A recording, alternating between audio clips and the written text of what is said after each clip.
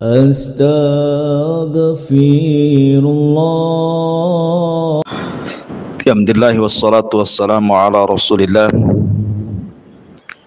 wa ala alihi wa sahbihi wa mawalah wa la hawla wa la quwata illa billahi wa ba'du.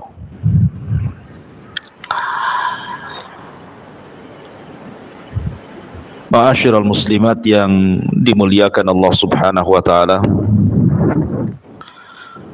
Alhamdulillah, di pagi menjelang siang ini kita bisa bermajelis ilmu walaupun dalam kondisi berpuasa. Semoga menjadikan tambahan pahala bagi puasa kita. Salawat dan salam kita hadiahkan kepada Rasul kita, Nabi besar Muhammad sallallahu alaihi wasallam.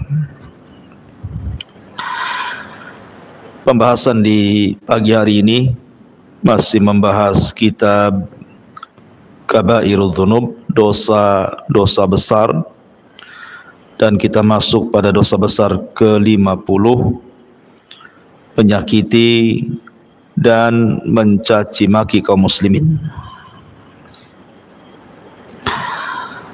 Ma'asyiral muslimat yang dimuliakan Allah Subhanahu wa taala,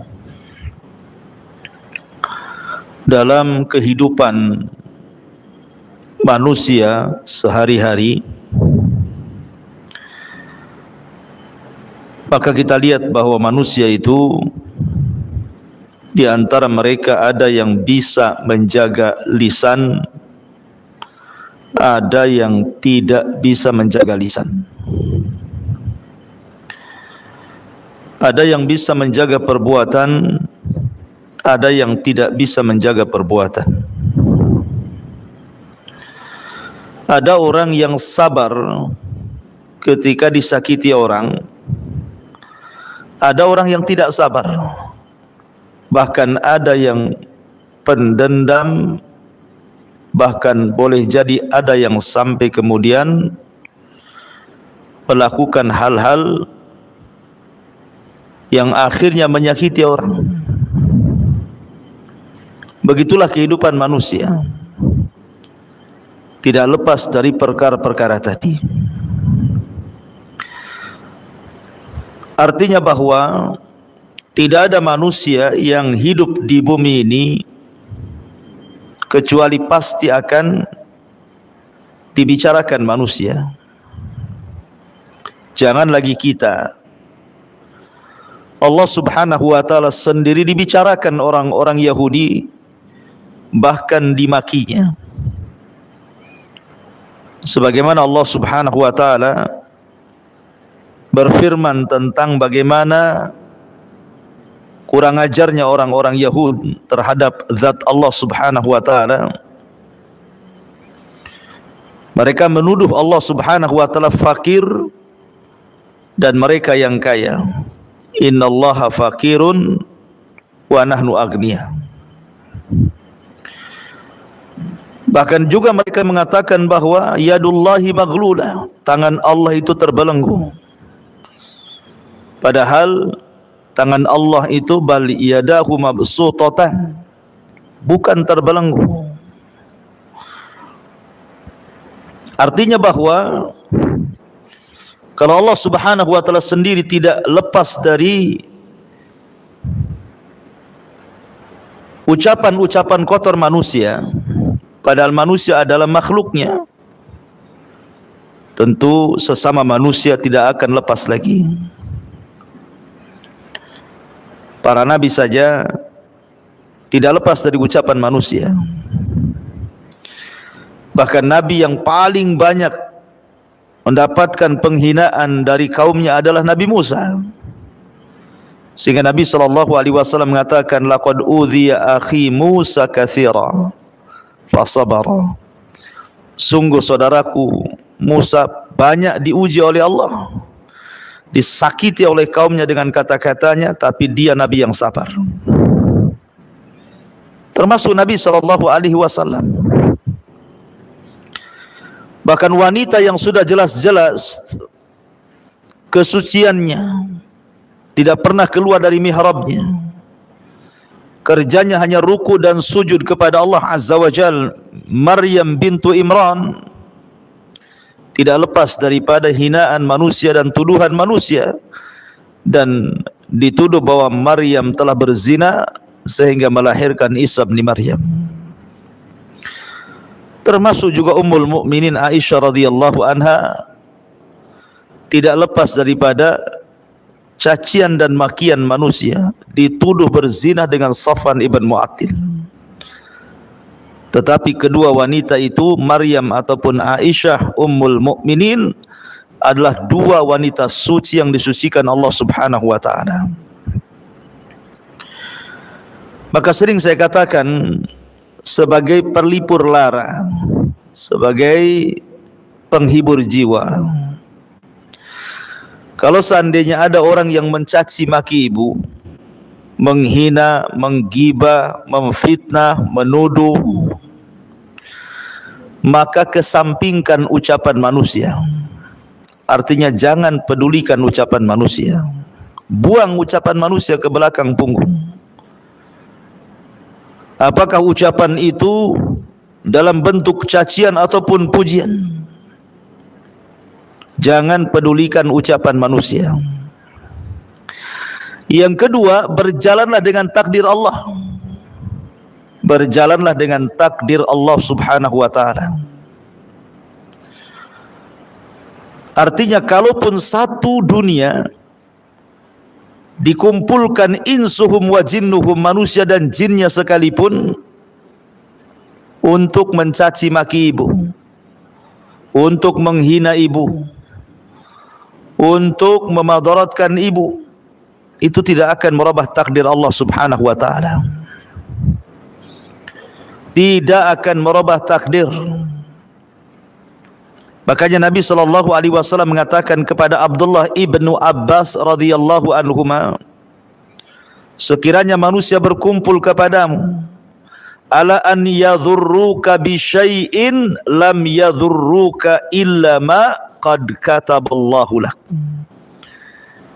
maka kecelakaan tidak akan sampai kepadamu kecuali sudah dicatat di Lauhil Mahfuz.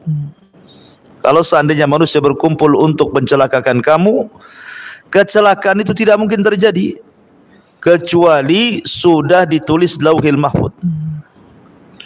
Manusia hanya merencanakan kejahatan, tetapi terjadinya kejahatan ataupun tidak, itu pun tidak lepas daripada takdir Allah. Maka berjalanlah dengan takdir.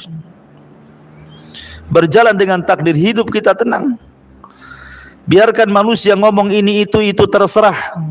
Saya hanya percaya dengan takdir Allah Subhanahu wa taala. Kemudian yang ketiga, contohlah bagaimana Rasul menghadapi orang-orang yang mencelanya. Nabi SAW sering dihina, sering dimaki, sering difitnah. Kita contoh Nabi, bagaimana cara dia mengatasi itu semuanya. Karena bagaimanapun solusi itu ada pada Nabi SAW, karena dia yang membawa wahyu dari Allah Subhanahu wa taala. Ma'asyiral muslimin yang dimuliakan Allah Subhanahu wa taala, maka dalam bab ini, dalam bab dosa besar yang ke-50 ini, Al-Imam Az-Zahabi rahimahullahu taala ingin menjelaskan tentang di antara dosa besar adalah menyakiti, mencaci maki terhadap saudaranya kaum muslimin. Allah Subhanahu wa taala berfirman di dalam surah Al-Ahzab ayat 58, walladzina yu'dzunal mu'minina wal mu'minati bighairi maktasabu faqad ihtamalu buhtanan wa itsman mubina. Dan orang-orang yang menyakiti orang-orang mukmin laki-laki ataupun perempuan tanpa ada kesalahan yang mereka perbuat, maka sungguh mereka telah memikul kebohongan dan dosa yang nyata. Ma'asyiral muslimin yang dimuliakan Allah Subhanahu wa taala. Terkadang di masyarakat ini lidah tak bertulang, mudah mencaci maki orang. Terkadang awalnya tidak punya dosa, jadi punya dosa gara-gara mencaci dan komentar terhadap orang lain. Pamannya ibu punya tetangganya itu mungkin kurang sopan bajunya, mungkin masih membuka aurat dan selalu keluar tengah malam.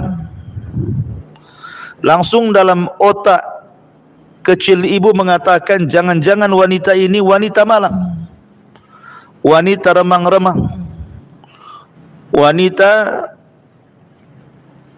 yang hanya mencari hiburan tengah malam.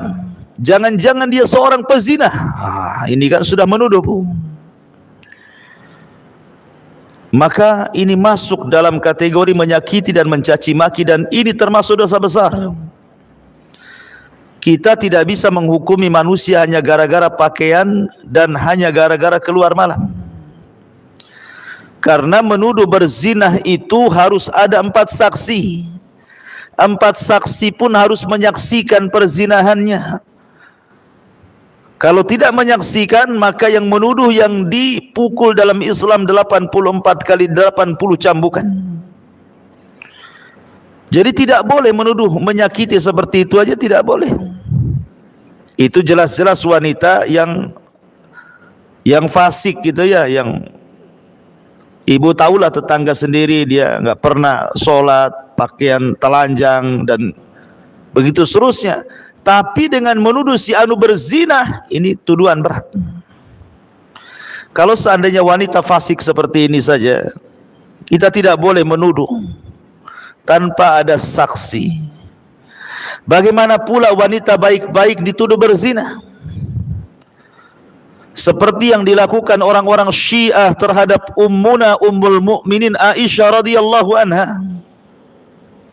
Orang-orang Syiah itu menuduh Aisyah berzina persis seperti tuduhan orang-orang munafik di zaman Nabi sallallahu alaihi wasallam yang dikepalai oleh Abdullah ibn Ubay ibn Salul, menyebarkan hoax bahwa Aisyah radhiyallahu anha berzina dengan Safwan ibn Mu'attil. Tetapi karena ini berita dusta, Allah Subhanahu wa taala turunkan suratun Nur, pembebasan Ummul Mukminin Aisyah radhiyallahu anha dari tuduhan berzina dengan Safwan ibn Mu'attil. Makanya Allah mengatakan, walladzina yu'dzunal mu'minin wal mu'minati bighairi maktasabu faqad ihtamalu buhtanan wa itsman mubina. Dan orang-orang yang menyakiti orang-orang yang beriman laki-laki dan perempuan tanpa ada kesalahan yang mereka perbuat, maka sungguh mereka telah memikul kebohongan dan dosa yang nyata. Apalagi yang dituduh wanita-wanita yang taat kepada Allah. Apalagi kalau yang dituduh itu atau yang dicaci maki itu adalah orang-orang soleh, orang-orang yang taat kepada Allah Azza wa Jalla. Maka tentu menuduh apapun bentuk tuduhannya, dituduh si fulan korupsi, dituduh si fulan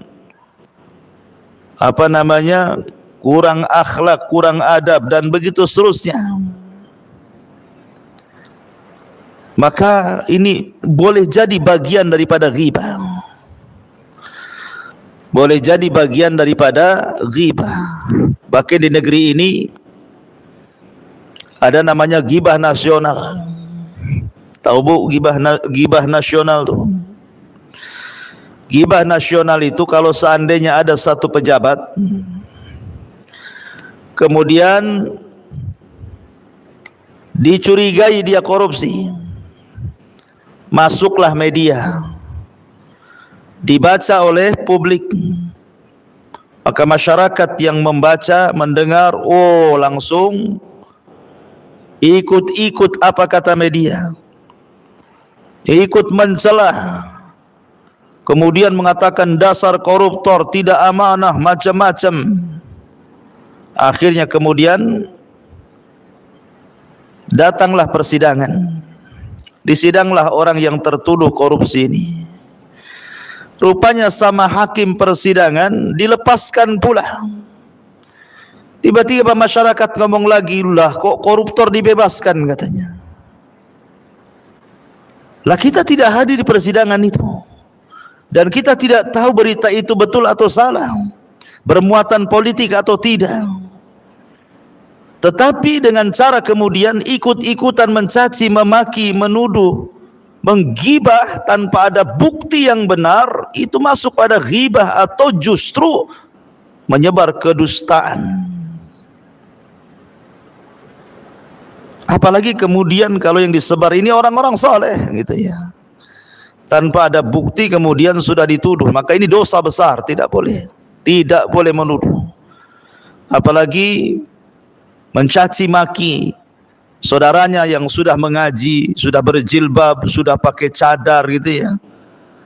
Masih juga kemudian diomeli, dicaci, dimaki, maka ini bagian daripada dosa besar menyakiti dan mencaci maki saudaranya kaum muslimin. Kemudian juga mu'alif rahimahullahu ta'ala mencantumkan firman Allah subhanahu wa ta'ala dalam surat Al-Hujurat, wala tajassasu wala yaghtab ba'dukum ba'dah, dan janganlah kamu mencari-cari kesalahan orang lain, dan janganlah ada di antara kamu yang menggunjing sebagian yang lainnya. Ada satu akhlak yang paling buruk di tengah-tengah masyarakat kaum muslimin, khususnya ibu-ibu. Terkadang apabila bercerita dengan kawannya, awalnya baik-baik saja ceritanya, tanya kabar, tanya anak, tanya keluarga gitu. Karena keasikan ngobrol, mulailah membicarakan kawannya, membicarakan tetangganya, membicarakan orang yang satu jamaah dengan pengajiannya. Kemudian dikorek-korek pula. Itu namanya tajassus. Sudah tahu enggak si Anu? Si Anu yang mana? Si Fulanah bintu Fulan itu. Emang kenapa si Fulanah? Saya dengar begini begitu.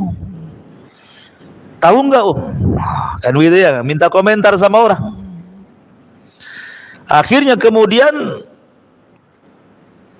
orang yang dimentari komentar ini jadi suudzon. Oh betul juga ya kata-katamu, pantaslah dia jarang begini jarang begitu. Akhirnya diperkuat. Itu namanya tajassus. Tidak boleh. Ibu kalau ketemu kawannya, cukuplah yang dibicarakan itu yang ada keperluan saja. Kalau keperluan ngaji, ya urusan kajian yang dibicarakan, jangan urusan yang lain. Kalau datang ke arisan, urusan arisan saja, habis itu pulang. Kalau urusan jual beli, ya jual beli saja, habis itu selesai. Jangan kemudian merembet ke sana kemari, yang datang tidak berdosa, pulang pula membawa dosa besar. Naudzubillah. Karena tajassus ini akan beralih kepada ghibah. Orang kalau sudah tajassus, mengorek-ngorek keburukan orang, pasti jatuh kepada ghibah. Dan ghibah itu adalah dosa besar, bukan dosa kecil ghibah itu. Nabi SAW pernah lewat dengan sahabatnya, ada kambing yang sudah mati jadi bangkai. Kemudian Nabi SAW mengatakan, maukah kalian memakai bangkai kambing ini? Maka sahabat mengatakan, ya Rasulullah, kalaupun hidup kami tak mau, karena kambing ini cacat. Maka Rasul mengatakan, sesungguhnya kau makan bangkai kambing ini jauh lebih baik dibandingkan engkau merobek kehormatan seorang muslim. Bahkan dikatakan oleh Rasul, min arbar riba, sebesar-besarnya dosa riba, sebesar-besarnya dosa riba, kata Rasul, seseorang merobek kehormatan saudaranya. Makanya wajar Nabi SAW pernah marah kepada Aisyah radhiyallahu anha ketika membicarakan tentang Safiyah dengan isyarat tangannya. Padahal Aisyah tidak hendak merendahkan Safiyah dengan kata-katanya, hanya mengisyaratkan dengan tangannya bahwa dirinya pendek, dirinya tinggi Safiyah itu pendek, itu hanya itu aja yang ingin dijelaskan kepada Rasul. Dia bangga dengan tingginya, kemudian merendahkan Safiyah dengan pendeknya. Maka Nabi SAW marah di hadapan Aisyah radhiyallahu anha dan mengatakan, "Ya Aisyah, laqad qulti kalimatan law muzizat bihal bahru lamazazathu." Wahai Aisyah, engkau sudah mengucapkan satu kalimat yang kalau kalimat ini dicemarkan di seluruh air lautan cukup mengotori air lautan satu dunia ini. Maka jangan suka menggibah. Kemudian juga Nabi SAW mengatakan, wailun likulli humazatil lumazah. Wailun, celaka bagi setiap pengumpat dan pencela. Ada yang mengatakan humazah itu dengan lisan, ada yang mengatakan lumazah itu dengan perbuatan. Dua-duanya terlarang, baik dengan lisan ataupun dengan perbuatan, dengan isyarat, dengan gerakan tangan, dengan kedipan mata, dengan kemudian meletakkan jempol ke bawah gitu ya. Kalau sekarang kan ada tuh jempol ke bawah itu kalau di handphone tuh. Itu kan namanya menghina dengan cara perbuatan, itu disebut lumazah. Kalau humazah dengan lisan atau sebaliknya. Dengan kemudian mencela fisik orang, karena ada tuh di masyarakat itu orang itu mudah mencela fisik orang. Jangan. Si fulan kulitnya hitam, ibu bilang itu kayak pantat panci katanya. Si fulan kemudian terlampau pendek, nanti ibu katakan apa tuh ya, si fulan mungkin kurang mancung, terlampau pesek, nanti ibu katakan macam-macam. Pokoknya ada saja komentar-komentar itu. Tidak boleh mencela fisik orang, tidak boleh mencela rambutnya, mencela matanya, mencela hidungnya, mencela wajahnya, mencela pakaiannya atau mencela badannya, kaki, tangannya, tidak boleh. Kenapa? Karena mencela fisik orang itu sama dengan mencela yang menciptakannya. Kalau kita katakan kemudian kepada orang kurus, dasar siwak umpamanya, maka kita sedang mencela Allah Azza wa Jalla. Datang orang gemuk kita katakan drum, maka sama juga kita sedang mencela yang menciptakan orang itu. Ada orang kemudian pincang, kemudian kita katakan kok jalannya kayak joget, itu sama juga mencela. Nah, siapapun yang mencela fisik orang itu sama dengan mencela yang menciptakannya. Ingat, dari seluruh makhluk itu yang paling indah itu manusia, ciptaannya dibandingkan makhluk Allah yang lainnya. Lihat binatang, ada model cacing, model belut, ada model lele gitu kan. Tidak ada manusia seperti itu. Ada yang kakinya 4, ada yang kakinya 4 tapi tidak bisa kemudian berdiri, ada yang berjalan dengan perutnya, macam-macam binatang itu, tapi tidak seindah manusia.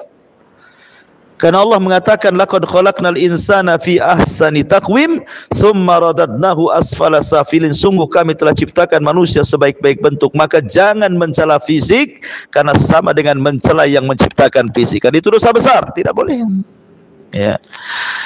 Kemudian juga Nabi SAW bersabda di sini, inna syarran nasi manzilatan indallah man wada'ahun nasu ittiqa'a fuhsyih.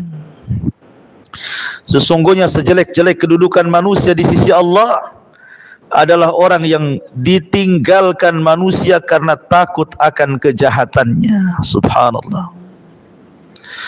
Ada di antara orang itu, Bu, yang tidak dikehendaki kehadirannya kan, Bu. Ada di antara orang-orang itu yang tidak dikehendaki kehadirannya. Kalau dia tidak hadir, manusia akan mengatakan alhamdulillah dia tidak datang. Kalau dia datang, inna lillahi wa inna ilaihi rajiun, ngapainlah dia datang? Orang itu datang ya tidak menggenapkan, pergi ya tidak mengganjilkan, ngapain pula dia mondar-mandir di sini? Jadi ada orang-orang yang tidak diharapkan perkumpulannya, benci orang kalau dia hadir, dan suka kalau dia tidak ada. Lah itu seburuk-buruk manusia, Bu. Kalau ibu kemudian dibenci kehadirannya, ibu kemudian dipuji ketidakhadirannya, orang mengucapkan alhamdulillah, berarti memang ibu ini seburuk-buruk orang. Karena Rasul yang mengatakan sesungguhnya sejelek-jelek kedudukan manusia di sisi Allah adalah orang yang ditinggalkan manusia karena takut akan kejahatannya. Dan itu bukti ukubah yang disegerakan di dunia. Karena kalau orang suka berbuat jahat, maka dijauhi manusia. Kata Nabi SAW, ada dua dosa yang akan disegerakan azabnya di dunia sebelum akhirat. Salah satunya al-baghyu, kezaliman, kejahatan. Suka menyakiti orang dengan lisannya, dengan perbuatannya, dengan isyaratnya. Akhirnya Allah bayar cash, manusia benci sama dia, sehingga manusia mendoakan keburukan kepadanya. Mudah-mudahan cepat mati orang kayak gitu. Kalau dia tak mati-mati, memanglah orang jahat itu usianya panjang, Ustaz. Kalau orang baik itu cepat mati katanya.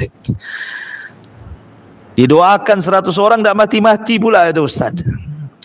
Nah, jadi Allah berikan cash berupa apa? Hati manusia tidak condong dengan dia, enggak suka dengan dia. Rasul mengatakan innallaha yubghidul fahishal badhi. Sesungguhnya Allah murka kepada orang yang jahat dan mulutnya lancang. Di masyarakat ini ada orang kalau sedang emosi, itu kata-kata yang keluar itu satu bonbin, Bu, keluar. Mulai dari kaki 4 sampai kaki 2. Kalau kaki 3 minuman, Bu. Jadi ada orang yang kalau lagi emosi itu pula yang keluar, dimaki-maki orang itu. Andai kata pun seandainya binatang yang paling indah lah menurut ibu apa gitu kan. Mungkin ibu suka piara kucing, ada kucing Angora, Persia gitu yang cantik-cantik. Kemudian lagi marah, oh dasar Persia kamu, dasar Angora umpamanya kan. Kita tidak mengatakan babi anjing yang sudah jelas-jelas najis. Itu saja tidak bisa manusia itu dikatakan kucing Angora. Karena manusia jauh lebih baik dibandingkan kucing. Ngapain pula kemudian manusia disamakan dengan kucing, dengan ayam, dengan buaya, dengan macam-macam gitu ya. Nggak bisa manusia disamakan dengan binatang itu. Binatang tidak berakal, manusia berakal. Maka ada orang-orang itu yang fahishal badhi gitu ya, orangnya jahat, mulutnya lancang, nggak pernah direm. Kalau ngomong itu asal ngomong saja. Ya. Semua keluar, makhluk-makhluk halus saja dikeluarkan. Oh dasar setan, kuntilanak, genderuwo semua keluar. Ya. Maka yang seperti itu termasuk badhi. Kemudian Nabi SAW mengatakan, ibadallah innallaha wadu'al haraj illa man iktarasa irdi akhihi fadhaka alladhi haraja au halak. Wahai hamba Allah, sesungguhnya Allah memperingatkan dosa kecuali orang-orang yang telah melanggar kehormatan saudaranya. Maka yang demikian itulah orang-orang yang telah berbuat dosa atau telah celaka. A'udzubillah. Dan Nabi mengatakan kullul muslim ala muslim haram irduhu wa maluhu wa damuhu at-taqwa huna bihasbi imri'in minasyarri an yahkira akhahul muslim. Kata Nabi SAW, setiap muslim terhadap muslim yang lainnya itu harus dilindungi kehormatannya, hartanya dan darahnya. Takwa itu di sini cukuplah bagi seorang muslim itu dikatakan telah berbuat jahat apabila dia merendahkan saudaranya sesama muslim. Lihat bagaimana Islam memerintahkan kita untuk menjaga kehormatan orang. Sebab cukuplah orang itu dikatakan orang jahat ketika dia merendahkan saudaranya. Jangan merendahkan saudaranya. Karena ada di masyarakat kita ini yang mudah merendahkan karena dia merasa lebih kaya, tetangganya lebih miskin, maka direndahkan dengan cara terkadang dengan lisannya atau dengan perbuatannya atau dengan barang-barangnya atau dengan pakaian dan tasnya. Ada orang yang merendahkan, kan orang merendahkan itu macam-macam. Ada dengan isyarat tangannya, ada dengan isyarat lisan dan juga matanya. Tidak bisa. Ya, Allah itu sudah takdirkan kekayaan masing-masing. Tidak perlu membanggakan. Kalau Allah mau, Allah buat anda miskin sesaat. Kalau Allah mau juga anda bisa Allah buat kaya sesaat. Biyadihil muluk, di tangan Allah lah kerajaan. Yu'tillahu man yasha', Allah memberikan kepada yang dikehendakinya, dan Allah menghancurkan juga kepada orang yang dikehendakinya. Tidak perlu kemudian merendahkan orang, ya. Al-muslimu akhul muslim la yadhlimuhu wa la yakhdhuluhu wa la yahkiruhu bihasbi imri'in min asy-syar'i an yahkira akhul muslim. Seorang muslim itu bersaudara tidak boleh berlaku zalim, tidak boleh menelantarkan, tidak boleh merendahkan. Cukuplah seorang muslim itu dikatakan berbuat jahat apabila dia merendahkan saudaranya. Kemudian Allah Subhanahu wa taala mengatakan, innal ladzina yuhibbuna an tashi'al fahishatu fil ladzina amanu lahum adzabun alim fid dunya wal akhirah. Sesungguhnya orang-orang yang ingin agar perbuatan yang sangat keji, berita bohong, tersiar di kalangan orang-orang beriman, maka mereka mendapatkan azab yang pedih di dunia dan juga azab di akhirat. Jadi tidak boleh ibu menyebarkan hoax. Makanya kalau ibu pegang handphone, hati-hati jangan asal copy paste. Cross check dulu beritanya, layak nggak di share atau tidak, layak nggak di share ke grup atau tidak. Ya, apalagi sudah jelas-jelas isinya itu berita bohong, berita cacian makian kepada kaum muslimin, sesama kaum muslimin, tidak perlu disebarkan beritanya. Ya, karena ibu-ibu ini itu biasanya sudah dengar nggak ya? Enggak. Mau dengar, tapi tolong ya jangan ceritakan sama orang ya. Kan gitu ya ibu ya. Itu senjata ibu-ibu kan begitu. Jangan ceritakan kepada orang. Nanti yang ibu ceritakan ngomong lagi ke yang lain, kamu jangan ceritakan sama orang. Aku baru dapat berita nih, bagus beritanya katanya. Yang ini juga sama, jangan ceritakan sama orang. Satu kampung akhirnya bilang jangan ceritakan sama orang padahal sudah tahu semua. Lah ini namanya menyebar namanya ya, tidak boleh menyebar. Biasakan amanah mendengar dan amanah lisan. Cukuplah ibu sendiri yang mendengar, kalau perlu bu hapus memorinya, lupalah, dibuat amnesia gitu ya, supaya berita-berita itu tidak sampai disebarkan kepada orang. Karena ini termasuk dosa besar, ya. Ma'asyiral muslimin yang dimuliakan Allah Azza wa Jalla. Karena saking mudahnya lisan ini menyebarkan berita, terkadang tidak sadar kalau dia sedang melakukan dosa besar. Harusnya tugas seorang muslim itu menutup aib seorang muslim. Kalau ada orang ini memang punya aib, jangan dibongkar. Karena ibu juga punya aib. Makanya sering saya katakan, orang itu menjadi mulia di hadapan manusia, bukan di hadapan Allah ya. Orang itu menjadi mulia di hadapan manusia karena Allah tutup aibnya.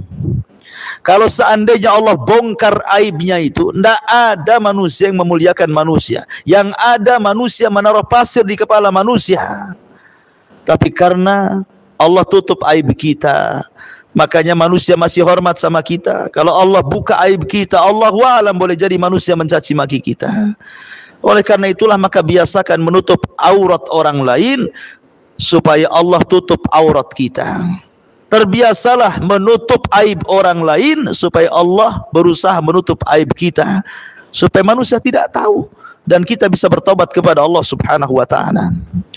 Kemudian Rasul mengatakan, sibabul muslimina fusukun wa qitaluhu kufrun. Mencela seorang muslim adalah kefasikan, sedang membunuhnya adalah kekufuran.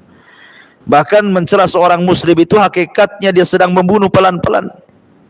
Betapa banyak orang yang kemudian tadinya sehat gitu ya, tiba-tiba kemudian darah tingginya naik, gulanya naik, kolesterolnya naik, gara-gara dicela orang. Jadi orang yang mencela itu sesungguhnya sedang membunuh saudaranya pelan-pelan itu. Karena tidak semua orang yang dicela, dicaci, dimaki, digibah, difitnah itu kuat gitu. Banyak yang tidak kuat, banyak yang tumbang. Ya. maka hakikatnya mencela itu membunuh pelan-pelan. La yadkhulul jannah man la ya'man jaruhu bawa'iqah. Tidak akan masuk surga bagi orang yang tetangganya merasa tidak aman dengan kejahatannya. Bahkan Rasul mengatakan wallahi la yu'min 3 kali, demi Allah tidak beriman, tidak beriman, tidak beriman. Ketika sahabat berkata, siapa Rasul yang tidak beriman? Kau sebut 3 kali itu. Rasul mengatakan alladzi la ya'man jaruhu bawa'iqah. Tetangganya tidak merasa aman karena gangguan tetangganya. Intinya bahwa mu'allif rahimahullahu ta'ala kemudian melanjutkan dalil-dalilnya tentang tidak boleh seseorang itu mudah mencaci memaki sampai kepada orang yang sudah mati, Bu, tidak boleh caci. Umpamanya orang yang mati ini memang jahat lisannya ketika masih hidup, jahat perbuatannya ketika masih hidup, tapi kalau sudah mati jangan kemudian dicaci maki, karena Rasul yang mengatakan la tasubbul amwat fa innahum qad afdau ila ma qaddamu. Jangan kalian mencela orang-orang yang telah meninggal dunia, karena sesungguhnya mereka telah menemukan apa yang telah mereka persembahkan kepada Allah. Mereka sudah dapat balasan dari apa yang mereka lakukan. Kenapa kita sibuk orang yang hidup mencaci maki kepada orang yang mati? Mereka sudah bertanggungjawabkan di hadapan Allah, jadi tidak perlu dicaci maki lagi. Kalau orang yang mati saja tidak boleh caci maki, apalagi orang hidup, gitu maksudnya ya. Makanya tidak boleh mudah menuduh, karena terkadang tuduhan itu tidak benar. Sebagaimana Rasul kalau orang mengatakan kepada saudaranya hei kafir, boleh jadi kekafiran itu akan kembali kepada yang mengucapkannya. Karena hakikatnya orang yang menuduh itu, Bu, dia tidak punya apa yang ibu punya. Jadi kalau ada orang mencela ibu, hasad dengan ibu, hakikatnya dia tidak punya yang ibu punya, makanya dia iri hati, kemudian hasad dan mencela ibu. Karena tidak punya itulah dia mencela. Akhirnya artinya orang yang mencela itu orang fakir, sehingga dia mencela orang lain dengan hasadnya. Makanya sekali lagi Nabi SAW mengatakan la khaira fiha hiya min ahlin nar. Tidak ada kebaikan bagi wanita yang suka mencaci maki tetangganya, bahkan dia termasuk penduduk neraka. Wallahu alam. Ini diantara pembahasan al-kabair, dosa besar yang ke-50.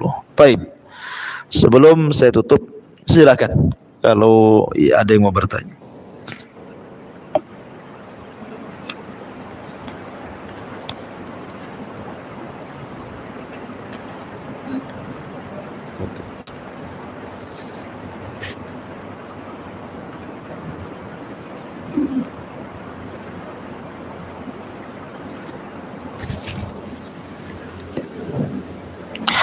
Bismillah, Ustaz, bolehkah kita mengqadha puasa setelah Syawal karena bayar hutangnya banyak?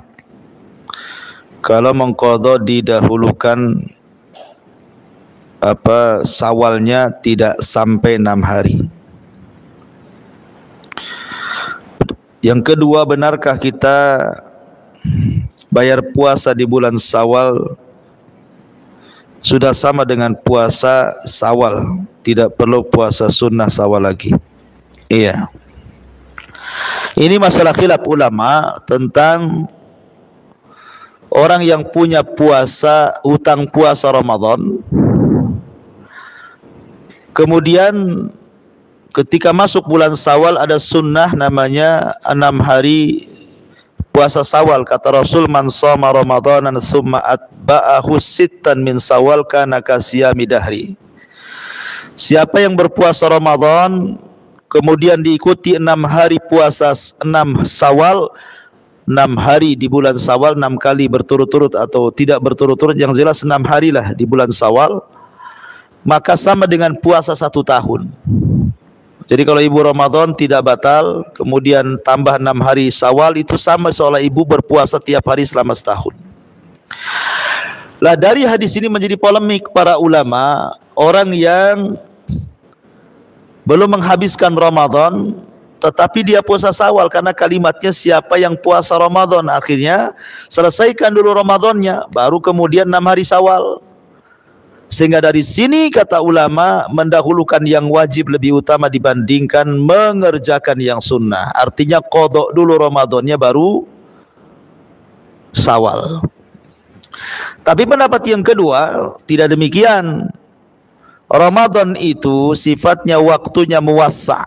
Jadi qadha Ramadan itu muwassa'. Muwassa' itu artinya lapang waktunya mulai dari Syawal sampai Sya'ban tahun depan. Beda dengan puasa Syawal, itu waktunya mudayyak, sempit karena hanya Syawal saja. Tidak bisa diqadha di bulan-bulan yang lain kecuali Syawal. Maka barang siapa yang ingin mendahulukan Syawal baru qadha Ramadan tidak ada masalah, karena melihat waktu sempitnya Syawal dan waktu luasnya qadha Ramadan. Jadi ada dua pendapat gitu ya. Walaupun sekiranya di bulan Syawal itu ibu bisa mendahulukan Ramadan, dan ada hari untuk puasa Syawal sehingga bisa terbayari semuanya, Ramadan ya tidak punya hutang, Syawal juga bisa puasa, tentu ini lebih baik. Bagaimanapun menyegerakan qadha itu lebih abra' lidhimmah, supaya lebih ringan kita ini tidak terbebankan hutang. Adapun qadha Ramadan tidak bisa diniatkan puasa Syawal karena beda hukum. Syawal itu sunnah, Ramadan itu wajib. Wallahu a'lam. Kemudian bismillah Ustaz, apa yang harus dilakukan pada orang yang menyakiti, memfitnah, berzina, padahal tidak ada bukti saksi sampai orang yang difitnah itu bersumpah dengan nama Allah, sementara yang memfitnah yaitu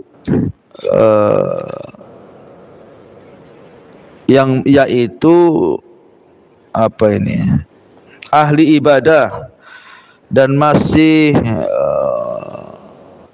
ada hubungan kerabat dengan orang yang difitnah dan hampir menghancurkan rumah tangga yang difitnah.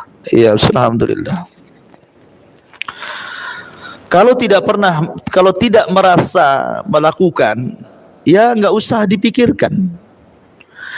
Aisyah radhiyallahu anha dituduh berzina oleh orang munafik dengan Safwan ibn Mu'attil. Kemudian Nabi SAW seolah-olah terpengaruh dengan berita orang munafik, sehingga Nabi SAW datang menemui Aisyah Ummul Mukminin, istri tercintanya. Bayangkan ya, Aisyah itu wanita yang paling dicintai Nabi, istri satu-satunya yang perawan, anak Abu Bakar Siddiq yang paling cantik. Tiba-tiba dituduh berzina, apa tidak sakit hati Nabi itu? Tapi ini Nabi harus meluruskan, karena 1 bulan Rasul sudah menunggu wahyu, tidak turun-turun tuh wahyunya, menjelaskan apakah berita itu hoax atau berita itu memang benar. Terpaksalah Nabi harus bertanya langsung dengan Aisyah. Datanglah dia kepada Ummul Mukminin Aisyah radhiyallahu anha, di sampingnya ada Abu Bakar, ada ibundanya Ummu Ruman. Kemudian Rasul mengatakan, ya Aisyah, ya Aisyah, kalau seandainya la in lamamti bi dzambin fastaghfirillah fa innal 'abda idza taba Allahu 'alaihi wa in kunta bari'ah fasayubarri'ukillah 'azza wa jalla fawqa sab'as samawat. Kata Nabi SAW, wahai Aisyah, kalau engkau memang melakukannya, artinya memang betul melakukannya, engkau berzina dengan Safwan gitu ya, tinggal sesali saja perbuatanmu, kemudian bertobat kepada Allah. Karena seorang hamba itu kalau tobat pasti Allah akan berikan ampunannya. Tapi kalau engkau tidak merasa melakukannya, engkau tidak berzina, engkau tidak selingkuh, berita di luar itu hoax, tidak benar, tenang wahai Aisyah, nanti Allah akan menurunkan ayat-ayatnya dalam rangka membebaskan dirimu dari 7 atas langit sana. Jadi kalau tidak merasa memang berzina, berselingkuh, ya tenang-tenang saja. Biarkan anjing menggonggong, kafilah tetap berlalu, kan begitu ya.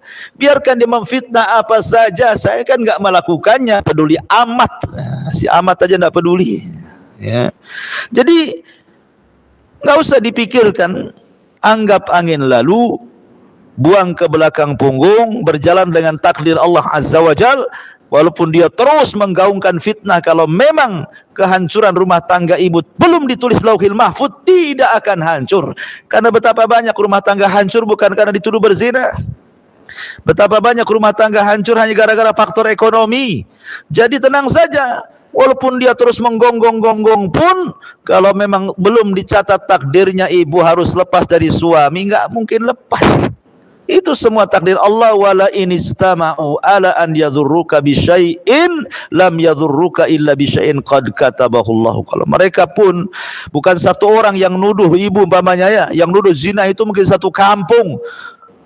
Kalaupun satu Indonesia yang nuduh itu, kalau memang kecelakaan tidak akan sampai karena kecelakaan itu sudah ditulis Lauhil Mahfuz. Jadi tenang saja kalau tidak merasa melakukannya. Berdoa kepada Allah agar Allah Subhanahu wa taala menyadarkan dan memberikan hidayah kepada yang memfitnahnya walaupun dia ahli ibadah. Ya.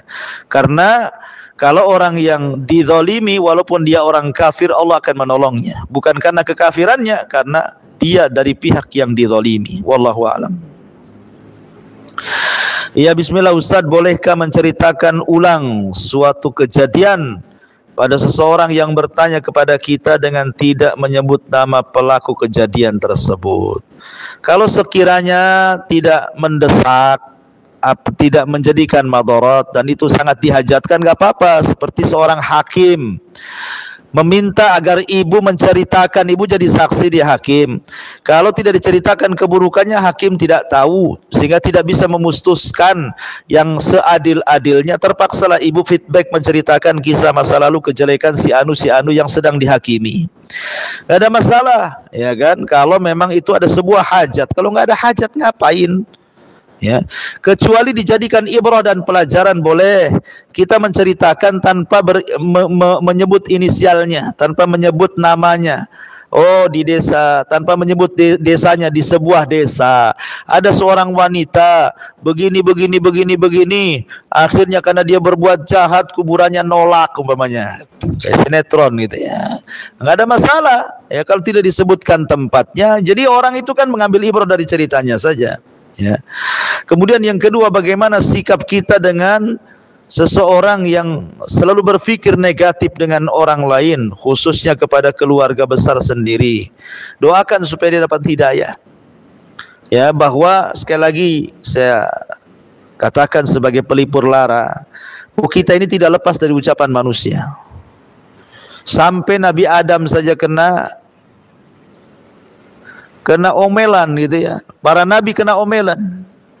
Nabi Isa dikatakan anak Allah, Uzair dikatakan anak Allah, Isa dikatakan anak zina, Maryam dikatakan berzina, Aisyah dikatakan berzina, Nabi dikatakan gila, Nabi dikatakan tukang sihir, tukang tenun, macam-macam.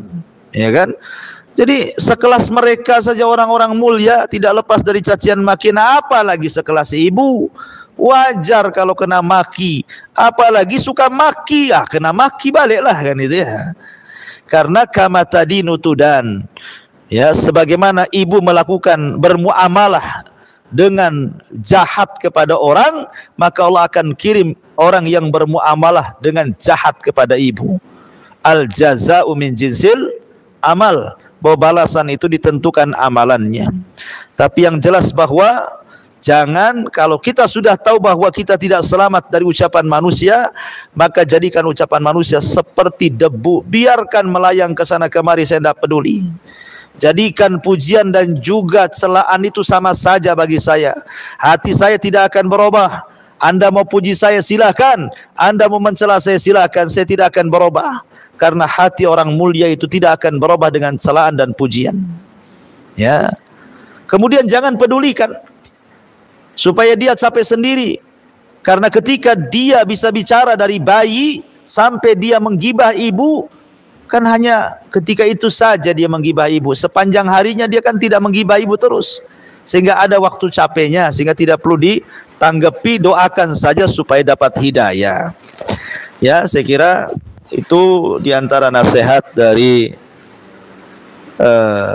para ulama. Subhanakallahumma bihamdika asyhadu an la ilaha illa anta astaghfiruka wa atubu ilaik. Allahu ta'ala alam. Assalamualaikum warahmatullahi wabarakatuh.